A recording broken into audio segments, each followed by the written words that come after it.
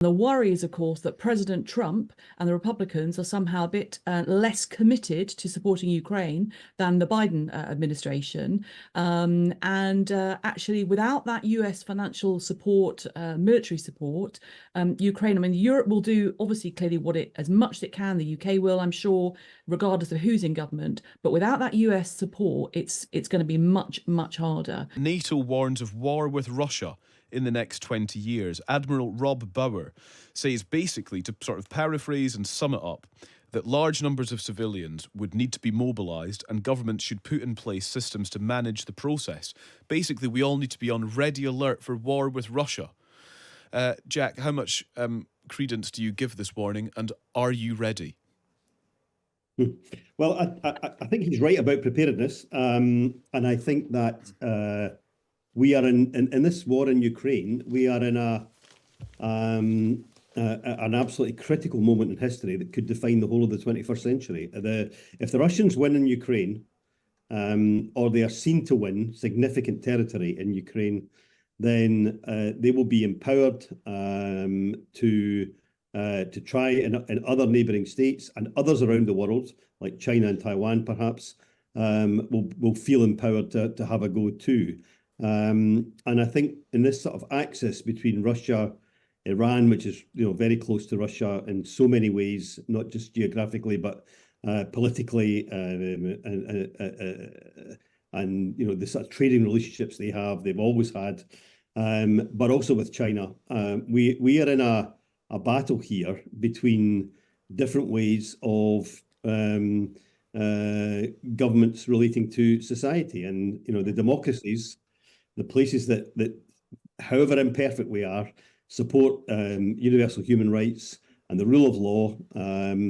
It is absolutely essential that we win this, but it's also essential that we're prepared for the worst outcome. And I think we were far too complacent for far too long about both Russia and China, and we're paying a bit of a price for that right now. But we need to support Ukraine. This is the focal point of this now.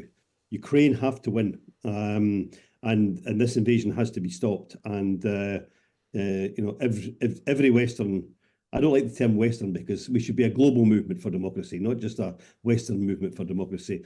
Every one of the global democracies needs to get in behind Ukraine and make sure that they succeed. Nikki, can I be cynical for a moment? Obviously, you would expect these conversations to take place behind closed doors between governments. I'm just interested to know as to why this has been made public, because it is going to really scare some people. And I wonder if it's actually about getting people in NATO countries to exert pressure on their governments to spend more on defence and military, which is what NATO wants.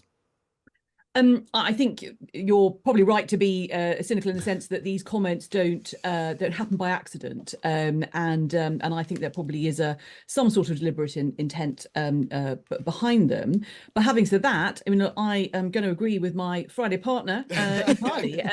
I think we live in an incredibly unstable world, and I suppose in my first reaction listening to this was I'm not sure it's going to take 20 years, but Jack is totally right about the importance of, and I take his point about democracies, about those who oppose the Russia annexation invasion of Ukraine, making sure that Ukraine wins. And I suspect, Chloe, to tie those two things together, the comments are being made because the most critical election this year for this issue is the US election.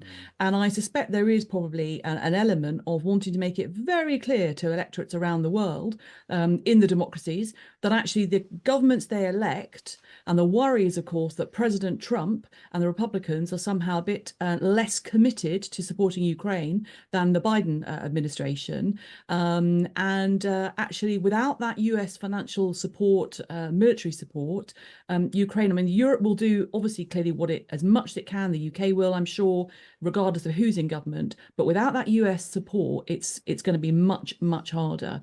And Jack's right, that battle in Ukraine is of critical importance for the 21st century security.